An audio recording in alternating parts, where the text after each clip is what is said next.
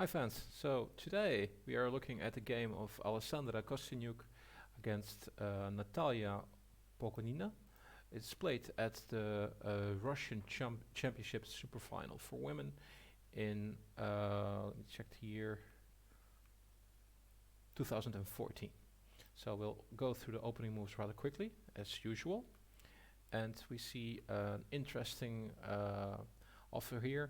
The knight is attacking the bishop, and Alexandra decides to play b4, thinking I'll take the space on the queen side, and I allow the bishop for knight quake and the doubling of my pawns. So black continues.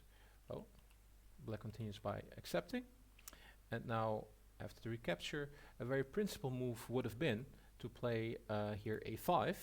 Then after, let's say, a3, continue attacking the expansion on the queen side with b6 to leave, with the idea to leave white only with the disadvantages of the trade, which is of course easily said than done. It was not played. After the trade, black decided to play c6, and bishop d3 was next, queen to c7, and then we support our pawn on f4 with g3, very logical move. Now we do play b6, and after castles we do get the a5 move.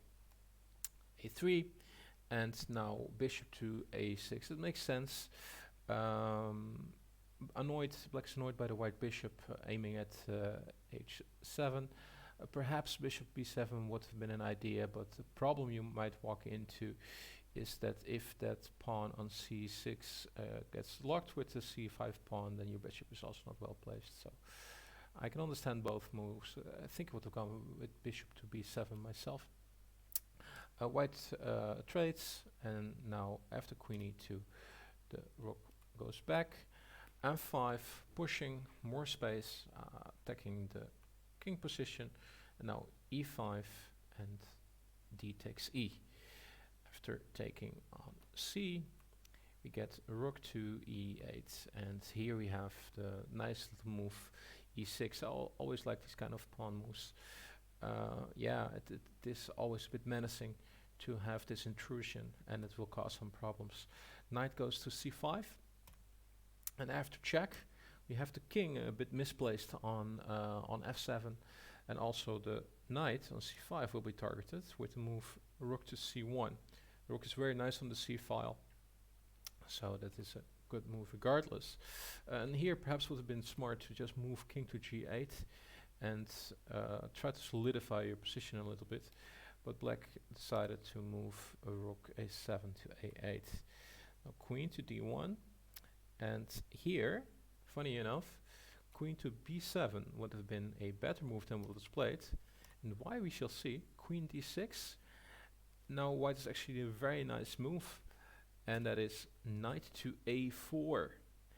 Very nice, attacking the knight clearly on c5 and putting the question to it, what do you want to do? It's attack twice, the first defender is the queen, it's too pricey of a defender, so you need to move. Knight takes, and now there's a very nice move. Feel free to pause it and try to find it, and I continue in 3, 2, 1. Boom! Rook takes c6. Tactic. You cannot take the rook. If you take the rook, then oops, royal fork. That's no fun, at least not if you're black.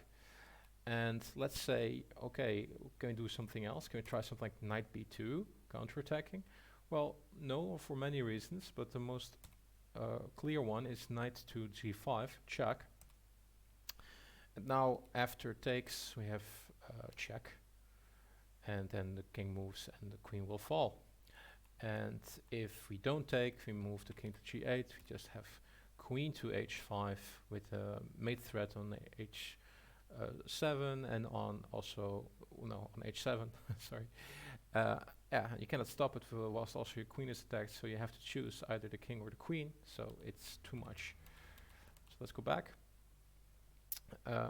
After rook takes, black decided to play queen d8, logical move, and now we win back the knight, and we are up a pawn, so absolutely well played by Kosteniuk.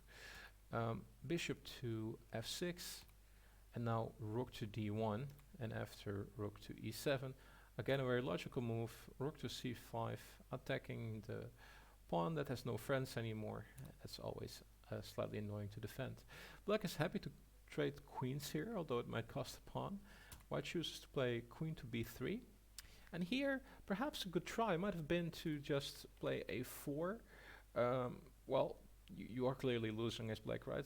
White is in a much more active position, but it would also not work a4 because we still have queen a2. You can just keep the tension.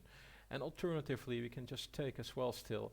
And after the trade of queens, this should also be very doable for white to win the 2 pawns up endgame that comes from this. So black decided to take the pawn on f5. But now we have rook takes d5, and after queen to e6, here we go again. Beautiful move. Boom. Rook to c6. Again, please take my rook.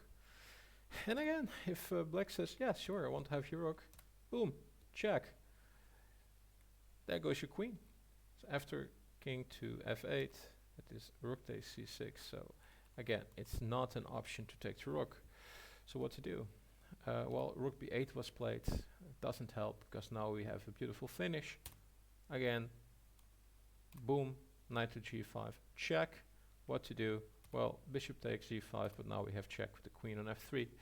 And it was here that black resigns. There's nothing that black can do to keep its queen. And with the queen off the board, it's just too brutal to continue. Okay, so there was a game of Alexandra Kosteniuk. If you'd like to see more games of her, let me know. If not, I'll continue with other Grandmaster games. For now, thank you very much. Have great games and have a beautiful day. Bye-bye.